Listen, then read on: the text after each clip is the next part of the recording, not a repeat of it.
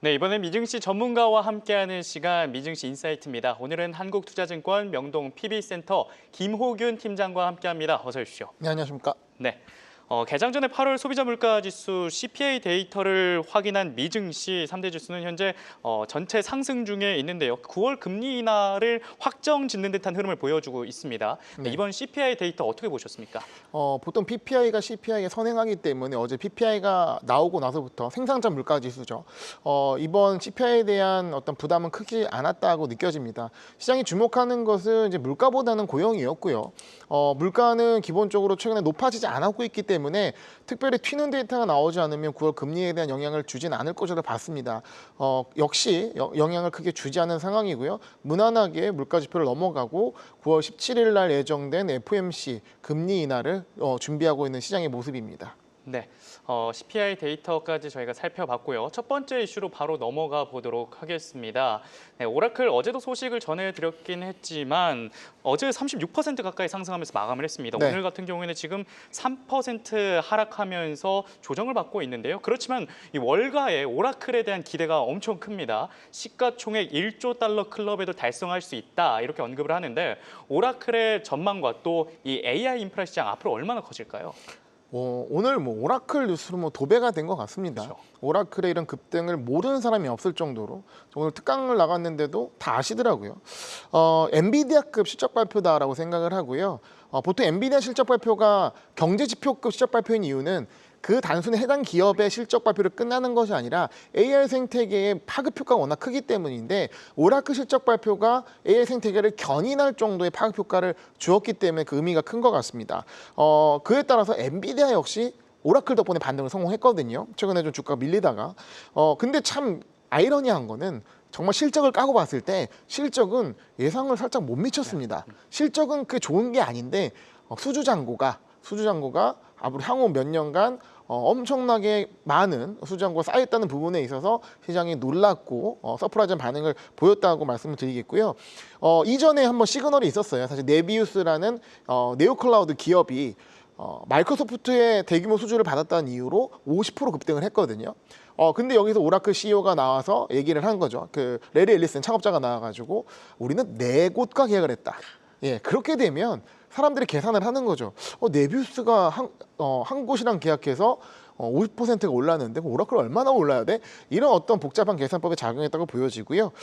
그런 어떤 차원에서 지금 오라클의 급등이 있는데 오늘 좀 장중에 좀 밀리는 걸 봤을 때는 이 이후의 어떤 상황에 대해서는 올가가 조금 더 고민을 하고 있는 것 같습니다. 하지만 이런 추세가 쉽게 꺾일 것 같지는 않다라고 생각합니다. 네, 오늘은 조정을 받고 있지만 이 상승 추세가 꺾이진 않을 것 같다라는 이렇게 코멘트 남겨주셨고요.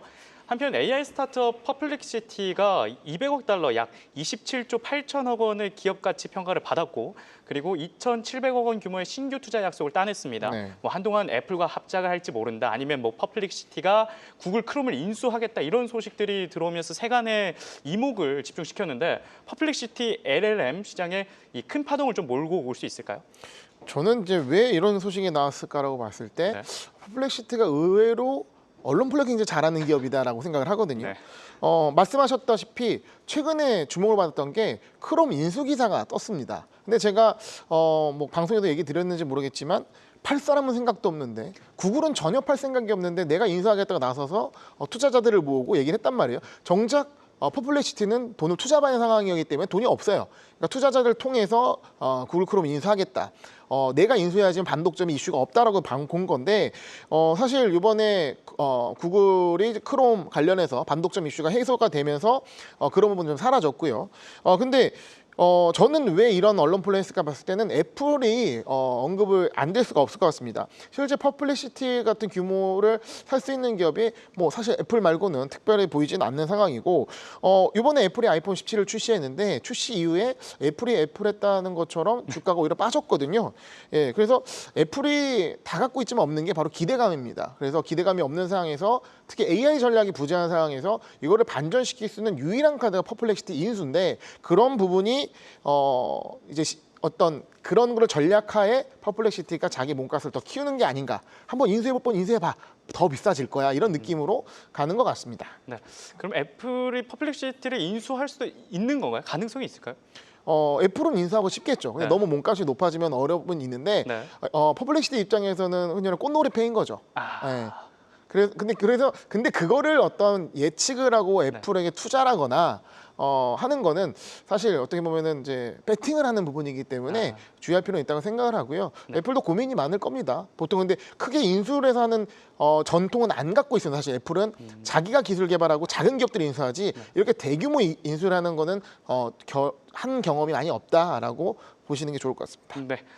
그리고 다음 이슈로 넘어가 보도록 하겠습니다. 중국의 최대 전자상거래 기업 알리바바는 신주 인수권을 가진 전환 사채를 발행해서 클라우드 산업 확장에 나섰습니다. AI 시장에 발을 넓히고 있는 알리바바 어떻게 보십니까? 좋게 봅니다. 일단은 최근 주가 흐름이 알리바바 매우 좋고요.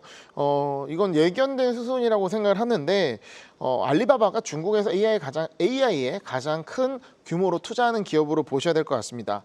최근에 엔비디아의 주가 하락과도 연동되는 부분이었죠. 알리바바가 추론 AI 칩을 개발했는데 이것이 쿠다 연동된다. 그렇다면 중국에 굉장히 공을 들였던 젠슨항 입장에서는 굉장히 어려워지는 상황이거든요. 이런 부분 때문에 엔비디아 주가가 이에 빠졌는데 개발을 했다 하더라도 양산까지는 한참 걸리는 거고 수율 문제도 있을 것이고 그에 따른 또 대규모 투자가 필요한 상황입니다.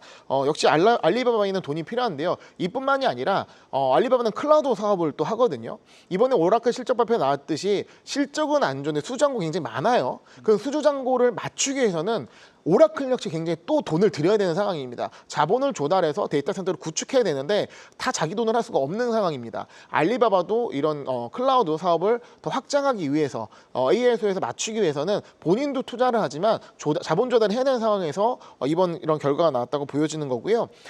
이 AI라는 산업은 얼마나 투자했는지가 성과로 결정되는 산업입니다.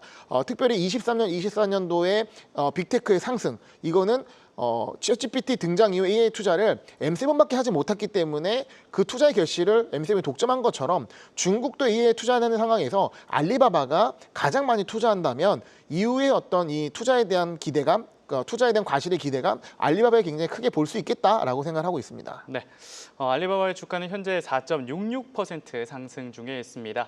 네, 지금까지 한국투자증권 명동 PB센터 김호균 팀장과 함께했습니다. 도움 말씀 고맙습니다. 네, 감사합니다.